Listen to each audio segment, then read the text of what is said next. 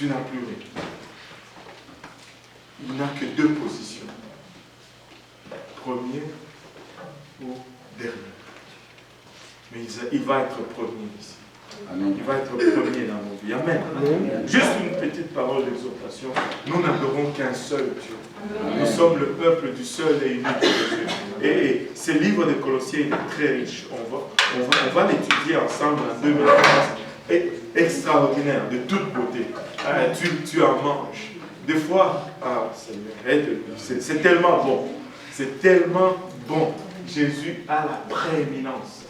Il est au-dessus de toutes choses. Il est le premier en toutes choses. Alléluia. Battons nos mains pour ces sœurs.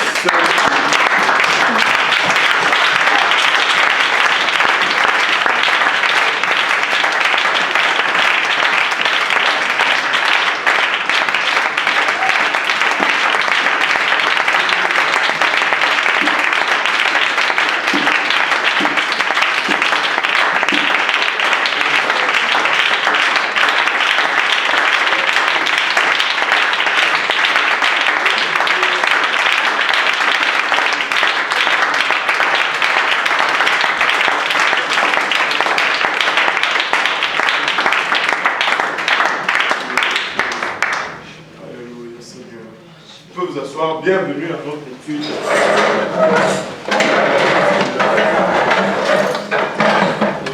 Lundi soir. Nous aimons Jésus-Christ. Nous avions commencé à explorer Genèse, plutôt Exode, avec Moïse qui s'est retrouvé à naître dans une époque très difficile pour Israël alors qu'ils étaient en esclavage en Égypte. Et là, alors qu'il y avait une condamnation sur lui, mais l'outil même de sa condamnation est devenu l'outil par lequel il a été délivré de la soi-disant condamnation. Moïse s'est retrouvé prince en Égypte, adopté par la fille de Pharaon. Il a néanmoins grandi sous le toit de ses parents jusqu'à son sevrage. Il a été amené pour être adopté par la fille du Pharaon. Mais dans sa croissance, dans les premières années de sa vie, Moïse a passé ses jours sous le toit de ses parents, sous un toit des Hébreux. Il a eu l'éducation des Hébreux. On lui a enseigné le seul et unique vrai Dieu, Jésus, que nous adorons, parce que Jésus signifie tout simplement Jéhovah qui sauve, ou Jéhovah qui est devenu notre sauveur. Et Moïse a grandi avec cette connaissance. Et quand il est devenu dans l'âge, quand il est arrivé à l'âge adulte, il savait qui il était, il connaissait son identité. Il a voulu délivrer son peuple par ses propres moyens, et il a échoué, il a pris fuite face à Pharaon après avoir tué un Égyptien. Il s'est réfugié dans le pays des Madian sous la protection des Réuel qui lui a donné sa fille en mariage, sa fille Séphora. Et là, alors qu'il travaillait pour Réuel comme berger, le Seigneur l'a finalement appelé pour aller délivrer son peuple maintenant à son temps et à sa façon. Mais quand est arrivé le temps et le moyen, Moïse a commencé à refuser. Non, je ne peux pas y aller. Et Dieu l'a convaincu par des signes puissants. Et finalement, Moïse est parti. Nous avions vu qu'il devait mettre d'abord sa maison en ordre. En plein milieu du chemin, Dieu a voulu le tuer parce que Moïse, sa maison n'était pas dans l'alliance. Alors qu'il voulait aller œuvrer pour le Seigneur. Et finalement, Séphora, sa femme, a fait la circoncision à son fils. Et ainsi, la maison de Moïse s'est retrouvée dans l'alliance. Nous devons être dans l'alliance avec notre maison. Amen. Amen. Et nous ne pouvons pas aller servir Dieu si nous ne sommes pas dans l'alliance. Et finalement, Moïse se retrouve devant Pharaon et il lui dit, laisse aller mon peuple. Et Pharaon répond à Moïse, qui est l'Éternel pour que je lui obéisse? Et c'est dans ces eaux-là on était en train de parler de la connaissance de Dieu. Nous devons connaître qui est Dieu si nous voulons arriver à une place où nous commençons à lui obéir. La connaissance de Dieu est capitale. Le peuple qui connaîtront leur Dieu vont agir avec fermeté. Le livre de Daniel nous dit, nous devons connaître Dieu. Nous devons savoir qui il est exactement. Et la connaissance de Dieu n'est pas un mystère. La connaissance de Dieu n'est pas un mystère. Je ne sais pas, j'en ai un peu à la Trinité aujourd'hui. Bon, je vais me laisser lousse un peu. Quand on faisait face à la Trinité, on nous disait non, je ne peux pas expliquer cela parce que c'est un mystère. Non, la divinité n'est pas un mystère. Dieu veut que nous le connaissions. Quel est le Père qui ne veut pas que ses enfants le connaissent? Il se cache tellement, il veut que les enfants ne le connaissent pas. Ça ne marche pas. Un papa veut que ses enfants le connaissent. Et Dieu veut que nous le connaissions. Il y a deux mystères. Il y a le mystère de l'iniquité et le mystère de la piété. Le mystère de l'iniquité, c'est le diable qui se manifeste dans la chair. Mais le mystère de la piété, c'est Dieu qui se manifeste en chair. C'est un mystère qu'un Dieu si puissant revêt de la chair, qu'un Dieu si puissant verse la plénitude. Et quand on dit la plénitude de Dieu, cela ne veut pas dire qu'il y a maintenant des places où ça reste vide, où il n'y a pas de Dieu. Non, Dieu est omniprésent. Il remplit toutes choses. Quand on dit la plénitude de la divinité était en Jésus-Christ, cela signifie tous les attributs de Dieu pouvaient être retrouvés en Jésus-Christ. Cela ne veut pas dire qu'on a vidé l'univers de la divinité et qu'on l'a versé en Jésus-Christ. Parce qu'en même temps, il était en Jésus-Christ, en même temps, il était partout. Le trône n'est pas resté vide. Il n'a pas perdu de son omniprésence quand il est entré en Jésus-Christ. Il est resté omniprésent. Il est resté le même esprit omniprésent, mais cet esprit a versé de tous ses attributs dans la personne ou dans la chair de Jésus-Christ. Et c'est pourquoi Jésus-Christ pouvait agir à 100% comme Dieu et à 100% comme homme. Il avait les deux natures. Et comme, selon sa convenance, des fois il nous parlait comme Dieu et des fois il nous parlait comme un homme. Et il pouvait le faire parce que c'était sa prérogative, en fait. Quand il ne voulait pas nous dire quelque chose, il pouvait dire en tant qu'homme, je ne sais pas. Quand on dit en tant qu'homme, il dit je ne sais pas, on semble un peu troublé. Ah, comment est-ce qu'il ne peut pas savoir? Mais en tant qu'homme, il pouvait dire aussi j'ai faim. Est-ce que Dieu peut avoir faim? Ou je suis fatigué? Est-ce que Dieu peut se fatiguer? Celui qui veille sur Israël ne sommeille ni ne se fatigue. Mais Jésus-Christ, comme humain, dans sa chair, il pouvait se fatiguer. Mais comme Dieu, il ne sommeillait ni ne dormait. Il pouvait tout voir en même temps. Et il y a plein d'exemples, sinon on va se perdre.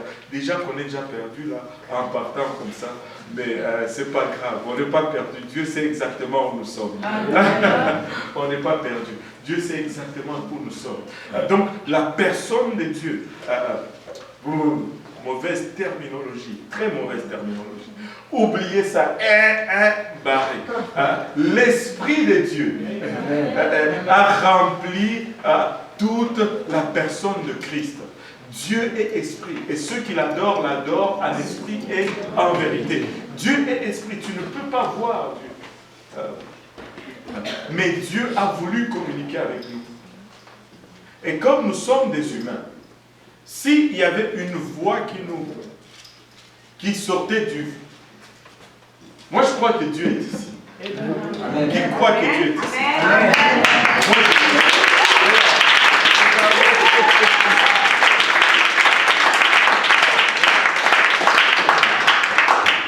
Regardez ceci. Si une voix sortait du vide ici, juste là, il dit, je vous aime. Ça va être la débandade ici. Tout le monde va fuir. Tout le monde va fuir. il voulait être à notre niveau. Il voulait que nous puissions le comprendre. Ainsi, il a revêtu de la chair pour être à notre niveau, pour être comme nous et commencer à nous parler et à nous enseigner afin que nous puissions le comprendre. Ah, c'était bon. Toi, vraiment, tu vas me faire ça. Bon, vas-y. Non, parce que c'est que je parlais à un étudiant, il m'a dit, bon, qu'est-ce que tu dis? Quand je suis en train de prier, que dois-je prier? Dieu, sinon Jésus. Après, il m'a dit, mais pourquoi il ne pouvait pas juste, dans un moment, juste éliminer les hommes? Éliminer les hommes? Ben ouais, non. Pourquoi nous éliminer? Moi, je ne veux pas mourir. Amen.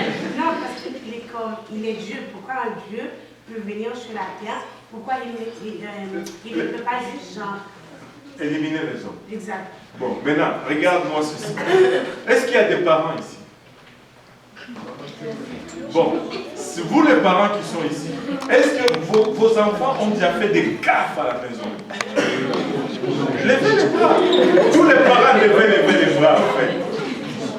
Bon, est-ce que parce qu'ils ont fait des gaffes, vous avez voulu juste les éliminer? Non. Maintenant, vous voulez dire que vous êtes meilleur que Dieu?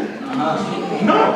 Si Dieu est meilleur que nous, pourquoi il va nous éliminer alors que nous faisons des gaffes? Ça ne fait pas de sens. Il nous aime.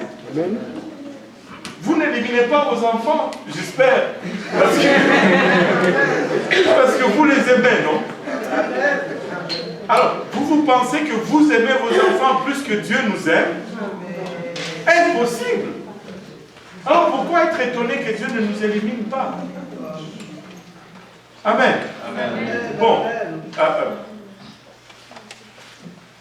L'autre truc, c'était quoi là? Pourquoi? À qui prier? Oui, voilà. Mais Jésus lui dit, tout ce que vous faites, faites-le en... Tout ce que vous demandez en... On prie au nom.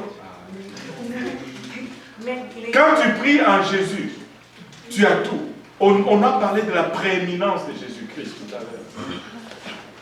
Jésus-Christ est le nom qui est élevé au-dessus de tout autre nom. Il n'y a pas un seul nom aussi puissant que le nom de Jésus-Christ. Au fait, si tu cherches un autre nom, il va te manquer quelque chose. Et si tu vas directement à Jésus, boum, regardez.